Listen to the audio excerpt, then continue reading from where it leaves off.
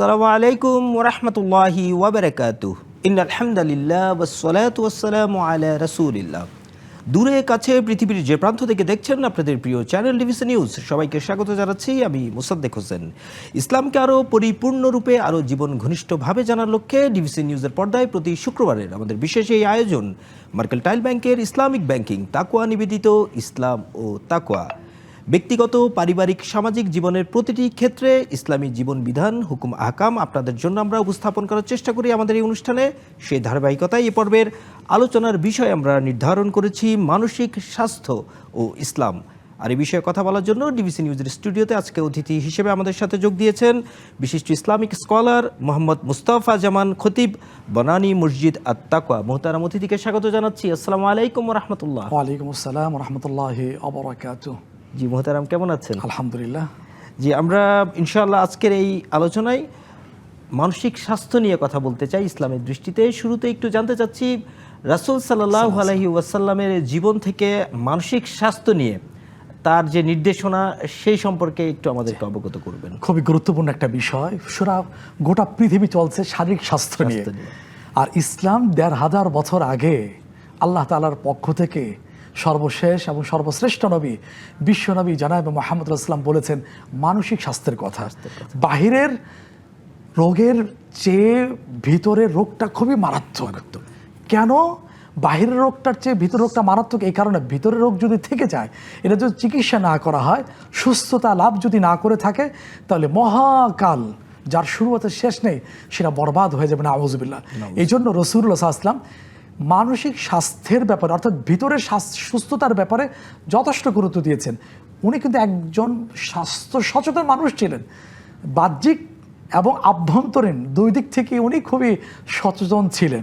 আপনি দেখুন সূরা আলা এবং সূরা শামসের দুইটা আয়াত না বললেই নয়, আজকের এই টপিকের সাথে সরাসরি সম্পৃক্ত। প্রথম কথা হলো কদ আফলাহা মান তাযাক্কা ওয়া যাকারা ইসমা রাব্বিহি ফাসাল্লা। রাসূলুল্লাহ সাল্লাল্লাহু আলাইহি ওয়াসাল্লামকে আল্লাহ পাক জানিয়ে দিয়েছেন যে ব্যক্তি মানসিক স্বাস্থ্য, দিলের সুস্থতার ব্যাপারে সে লাভ করেছে, তাহলে সে সফল হয়েছে। আবার এই বিষয়টা আরও জোরালোভাবে আল্লাহ বলছেন সূরা শামস, সূর্য নামক সূরা ৩০তম পারা আসছে, যে কোনো বিষয় সম্পর্কে এতটা বিষয়ের কসম খেয়ে বলেননি। আল্লাহ তাআলা বলছেন ওয়াশ-শামসি ওয়া দুহাহা, সেই সূর্যের কসম, ওয়াল কামারি, চাঁদের কসম, ওয়াল লাইলি, রাতের কসম, ওয়ান নাহারি, দিনের কসম। এইভাবে করে একাধিক বিষয়ের কসম খেয়ে বলছেন যে আত্মিকভাবে সুস্থ, মনের দিক থেকে সুস্থ, সে ব্যক্তি হলো সফল। সুবহানাল্লাহ। যে আল্লাহ তাআলা একাধিক বিষয়ের কসম খেয়ে শারীরিক সুস্থ ব্যক্তির পরিবর্তে মানসিকভাবে অন্তরের দিক থেকে, দিলের দিক থেকে, কলবের দিক থেকে যে সুস্থ, তাকে আল্লাহ বলছেন সে হলো প্রকৃত সফল। সুবহানাল্লাহ। সুতরাং এখান থেকে বুঝে আসে আল্লাহ তাআলার কাছে এবং রাসূল আসলামের কাছে সে মনের সুস্থতার গুরুত্ব কতখানি। জি মাশাআল্লাহ, আপনি চমৎকারভাবে বলছিলেন। পবিত্র কোরআনের রেফারেন্স থেকে বলছিলেন। পবিত্র কোরআনে আল্লাহ সুবহানাহু ওয়া তাআলা কালবুন সালিম বা সুস্থ অন্তর, এছাড়া নাফসে মুতমাইন্না বা প্রশান্ত আত্মার কথা বলা হয়েছে। এর সাথে কি মানসিক সুস্থতার কোনো যোগসূত্র রয়েছে কিনা? হ্যাঁ, সুন্দর কথা। পুরোপুরি যোগসূত্র, মানে ২০-এর মধ্যে ২০। প্রথম কথা হলো কি, আমাদের এই দেহটা মুহতারাম একসময় নিথর ছিল। পরবর্তী আল্লাহ পাক নফস দিলেন, কালব দিলেন, রূহ দিলেন। তখন কি হলো, নড়াচড়া করতে পারছে। এটাকে আবার 3 ভাগ করা হয়েছে। একটা নির্দিষ্ট সময় নির্দিষ্ট ব্যক্তির মাধ্যমে আল্লাহ পাক দিয়েছেন। নির্দিষ্ট সময় কখন মুহতারাম? 3:40 পরে, 120 দিন পরে এই নফসটা দেওয়া হয়েছে, রূহটা দেওয়া হয়েছে। নির্দিষ্ট কে? সেই নির্দিষ্ট হলো জিবরিল আমিন আলাইহিস সালাতু ওয়াস সালাম। এটাকে আবার 3টা ভাগ করা হয়েছে মুহতারাম। নফসে মুতমাইন্না, নফসে লাওয়ামা, নফসে আম্মারা। 3টা অবস্থা একটু না বললেই নয়। সেটা হলো নফসে মুতমাইন্না হলো, মুতমাইন্না হলো যেই নফসে মুতমাইন্নার কথা আল্লাহ তাআলা বলছেন সূরা ফাজরের শেষে 30তম পারা, ইয়া আইয়াতুহান নাফসুল মুতমাইন্না। একবার প্রশান্ত হৃদয়, যেই হৃদয় কখনো গুনাহ চায় না, গুনাহ করতে প্ররোচিত হয় না, তারা তো একবারে নবীদের নফস, নবীদের কাছে তাদের নফস। এরপর নফসের লাওয়ামা। লাওয়ামা কোনটা? সেটা হলো গুনাহ করছে, আবার ভালো কাজও করছে। কখনো যদি গুনাহ হয়ে যায়, তার দ্বারা অপরাধ যদি সংঘটিত হয়, তখন সে বিবেকের দংশন তার ভিতরে শুরু হয়ে যায়। সেই নফসের কথা আল্লাহ বলছেন সূরাতুল কিয়ামা, কিয়ামত নামক সূরা। কিয়ামত শব্দটা শুনলে কেমন জানি ভয় ভয় লাগে। এটা আসছে 29তম পারা। আরেকটা নফস আসছে, সেটা হলো সূরা ইউসুফ 13তম পারা, প্রথম আয়াত, প্রথম লাইনে আসছে ওমা উবাররিউ নাফসি ইন্নান নাফসা লাআম্মারাতুম বিসসু। ওইটা হলো সবসময় গুনার দিকে মানুষকে ধাবিত করে। সেই নফস 3টা বলা হয়েছে। আবার এই 3টা নফস প্রকার করা হয়েছে, কিন্তু একসময় থাকবে না। ও নির্দিষ্ট টাইমে আবার যখন বের করে নেওয়া হবে, তখন দেহটা আবার নিথর হয়ে যাবে। এখন এই নফস যেন ঠিক থাকে, এই নফস যেন সচল থাকে, এই নফস যেন সুস্থ থাকে, সেই জন্য রাসূল ইসলাম চেষ্টা করেছেন যে তোমরা ওই হিংসা থেকে, তোমরা ওই অহংকার থেকে, রিয়া লৌকিকতা থেকে, আত্মিক যে বেদি আছে, সুখ্যাতি পাওয়ার যে এই যে অসুস্থ প্রবণতা, এগুলো থেকে বাঁচার জন্য রাসূল ইসলাম সবসময় আমাদেরকে উদ্বুদ্ধ করেছেন এবং দোয়াও করেছেন, আল্লাহ তুমি আমার নফসটাকে পরিশুদ্ধ করে দাও।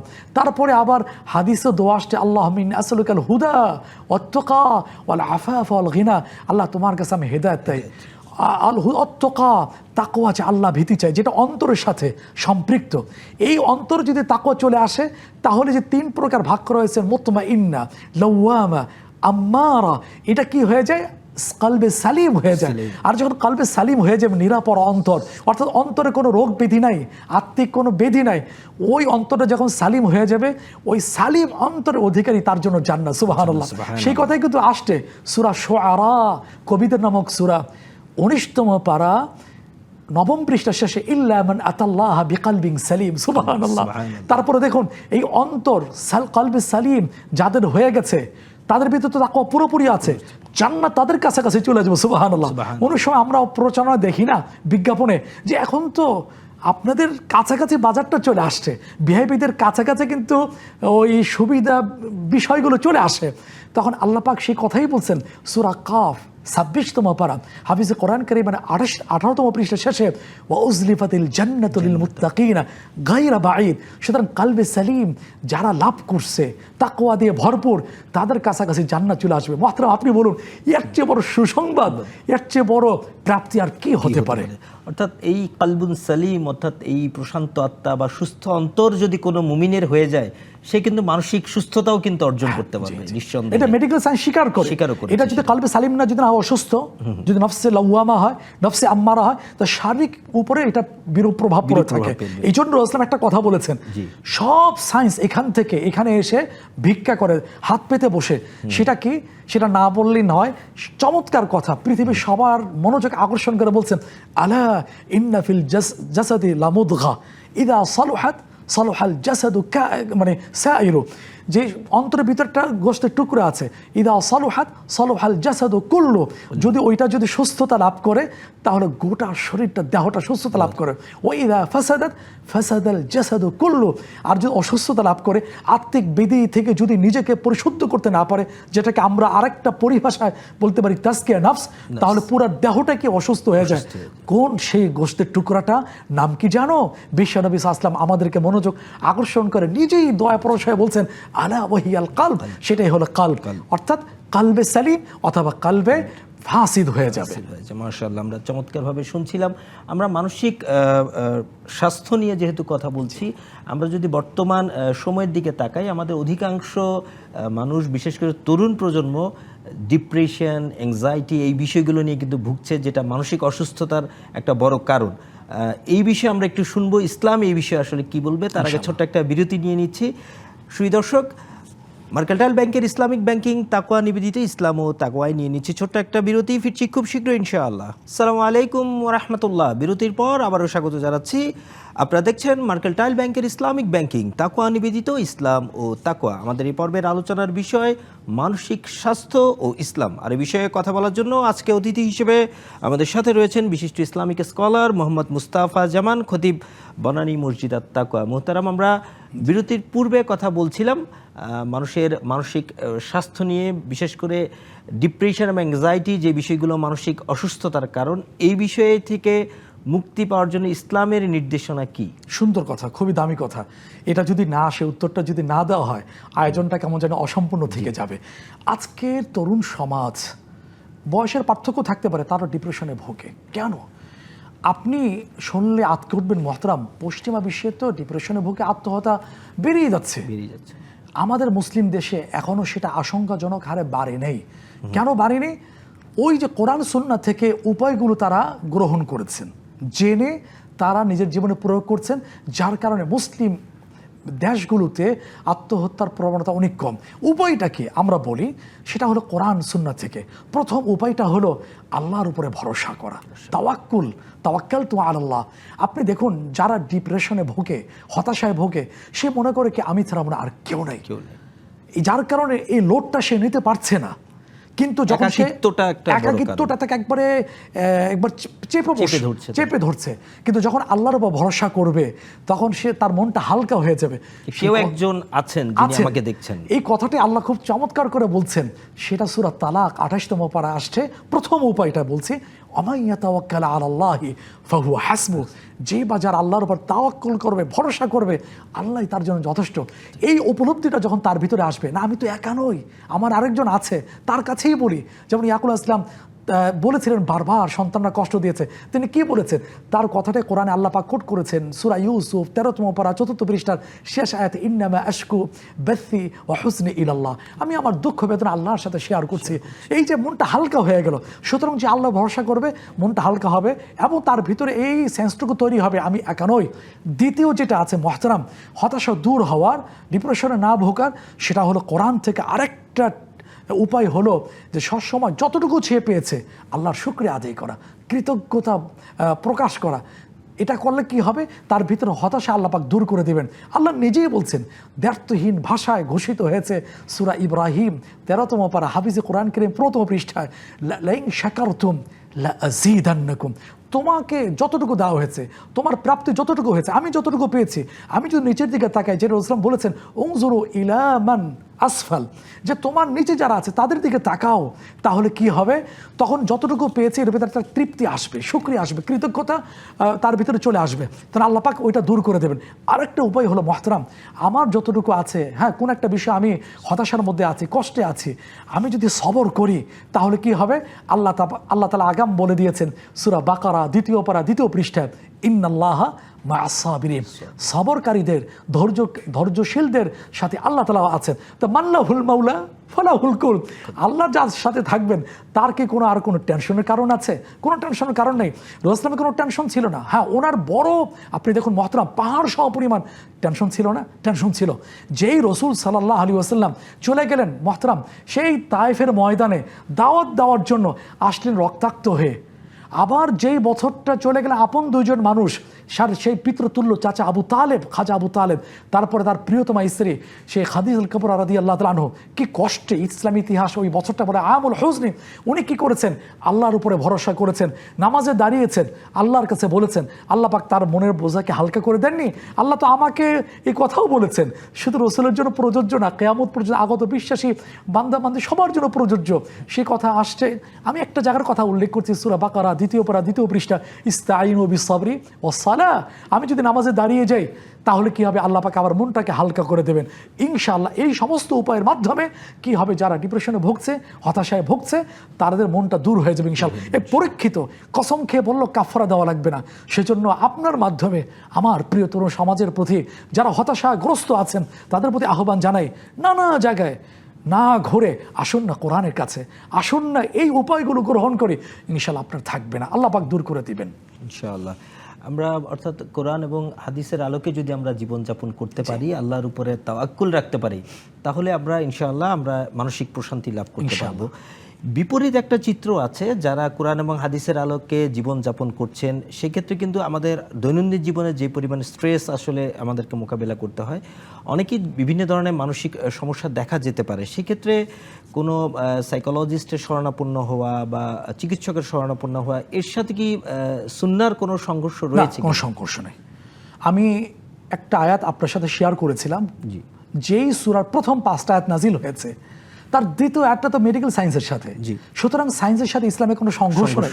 কোরআনের রূহ, হৃৎপিণ্ড নামক সূরা, সূরা ইয়াসিন, 23তম পারার হাফিজে কোরআন কারীমের 2য় পৃষ্ঠায় সে মেডিকেল সায়েন্সের কথা বলা হয়েছে না, সৌরজগতের কথা বলা হয়েছে না, ওয়াশ-শামসু তাজরি লিমুস্তাকাররিন লাহা যালিকা তাকদীরুল আজিজুল আলিম, এই যে সৌরজগতের কথা বলা হয়েছে।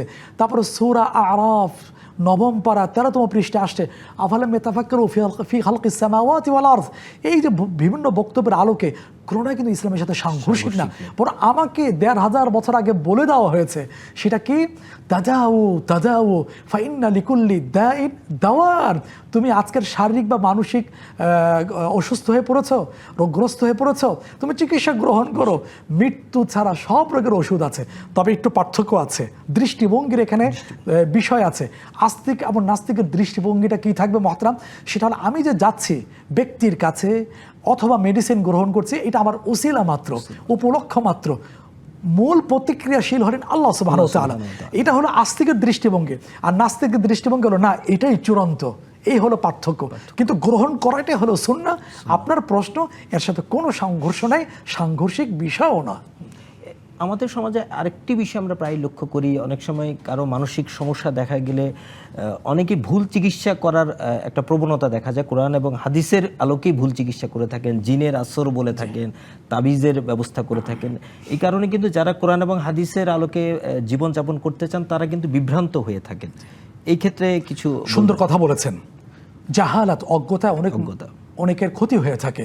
প্রথম কথা হলো রোকিয়া, এটা আমাকে বিশ্বাস করতে হবে কোরআন সুন্নাহ দিয়ে রোকিয়া করা জায়েজ কিনা। ঝাড়ফুঁক উত্তর হবে অবশ্যই। রাসূল ইসলাম সেটাই করেছেন। তারপর ইসলাম প্রায় 6টা মাস পর্যন্ত অসুস্থ হয়ে পড়েছিলেন, তাকে তাবিজ করা হয়েছিল। সেখান থেকে একটা নাটক মঞ্চস্থ করেছেন আল্লাহ সুবহানাহু ওয়া তাআলা। এইখান থেকে সূরা মুআউযাতাইন যেটা বলে 11 আয়াত বিশিষ্ট 2টা সূরা, সূরা ফালাক, সূরা নাস। এরপরে অন্যান্য ক্ষেত্রে দেখা গেছে রাসূল ইসলাম নিজে পাঠিয়েছেন তার প্রিয় সাহাবীকে যে তুমি অমুকের কাছে যাও, তার কাছে চিকিৎসা গ্রহণ করো। নিজেও আত্মিক ডাক্তার ছিলেন, পাশাপাশি কোনো কোনো ক্ষেত্রে আবার অন্যের কাছেও পাঠিয়েছেন। সুতরাং কোনোটাই এক্ষেত্রে কি হবে না, ইসলামের বিপরীত হবে না। কিন্তু আমরা যেটা করছি, যেটা গ্রাম বাংলা বলে হাতুড়ি ডাক্তার, আমরা ডাক্তারের কাছে না গিয়ে নবীজির সুন্নাহকে অনুসরণ না করে আমরা অজ্ঞতা অবশ্যই কাজটা করছি, ক্ষতিগ্রস্ত হচ্ছে, অর্থ যাচ্ছে, শারীরিকভাবে আরও বেশি অসুস্থ হয়ে পড়ছে। আমরা দোষ দিচ্ছি ইসলামের না, এটা আমার ভুল, আমার অজ্ঞতা, আমার ভুল পরামর্শের কারণেই আমাকে এই মাসুল দিতে হচ্ছে। অর্থাৎ আমরা সামগ্রিক ভাবে বলতে পারি যে প্রথমত একজন মুমিন মুসলিম যদি তার আত্মাকে প্রশান্ত রাখতে চান, মানসিক শান্তি পেতে চান, সেই ক্ষেত্রে তিনি কোরআন এবং হাদিসের অনুসরণ করবেন এবং কোনো কারণে অসুস্থ হলে তিনি কোরআন এবং হাদিসের উপর বিশ্বাস রেখে সঠিক চিকিৎসকের শরণাপন্ন। এটা আল্লাহ তাআলা বলছেন সূরা নাহাল 14তম পারা 11তম পৃষ্ঠা। আবার সূরা আম্বিয়া 1ম পৃষ্ঠা অভিন্ন বক্তব্য হলো ফাসআলু আহলা যিকরি ইন কুনতুম লা তা'লামুন। একটা মানুষ সব সেক্টরে সব মানে জানতে হবে না। এখন আল্লাহ তাআলা নিজে বলে দিয়েছেন যে বিষয়ে যে অভিজ্ঞ দক্ষ তার শরণাপন্ন, তার কাছে যাও। এটাই তো ইসলামের নির্দেশনা। তা আমরা এখানে রেখে কি করছি, আমরা কখনো কখনো ভুল পথে প্রচালিত হচ্ছি, যার ফলে আমরা ক্ষতিগ্রস্ত হচ্ছি। জি ইনশাআল্লাহ। আমরা ইসলামটা নেচারের ধর্ম, ফিতরাতাল্লাহিল্লাতী ফাতারান-নাস আলাইহা। সুতরাং নেচারের ধর্ম, স্বভাবজাত ধর্ম, এটা আমাকে বুঝতে হবে। সুতরাং এই সমস্ত বিষয় গ্রহণ করার ক্ষেত্রে ইসলামের কোনো বিধি নিষেধ নাই। জি মাশাআল্লাহ, জাযাকুমুল্লাহ খাইরান। আমরা অত্যন্ত চমৎকার আলোচনা শুনছিলাম। ইনশাআল্লাহ ভবিষ্যতে এই বিষয়ে আমরা আরও শোনার চেষ্টা করব ইনশাআল্লাহ। সুই দর্শক, মার্কেন্টাইল ব্যাংকের ইসলামিক ব্যাংকিং, তাকওয়া নিবেদিত ইসলাম ও তাকওয়ায় আমরা শুনছিলাম মানসিক স্বাস্থ্য ও এই ক্ষেত্রে ইসলামের ভূমিকা নিয়ে। ইনশাআল্লাহ এই বিষয়ে আমরা আরও জানার এবং মেনে চলার চেষ্টা করব। আগামী শুক্রবার একই সময়ে দেখা হবে ডিবিসি নিউজের পর্দায়। সে পর্যন্ত সবাই ভালো থাকুন, সুস্থ থাকুন। আল্লাহ সুবহানাহু ওয়া তাআলা আপনাদের সবাইকে তার রহমের চাদরে আবৃত করে রাখুন। আসসালামু আলাইকুম ওয়া রাহমাতুল্লাহি ওয়া বারাকাতুহু।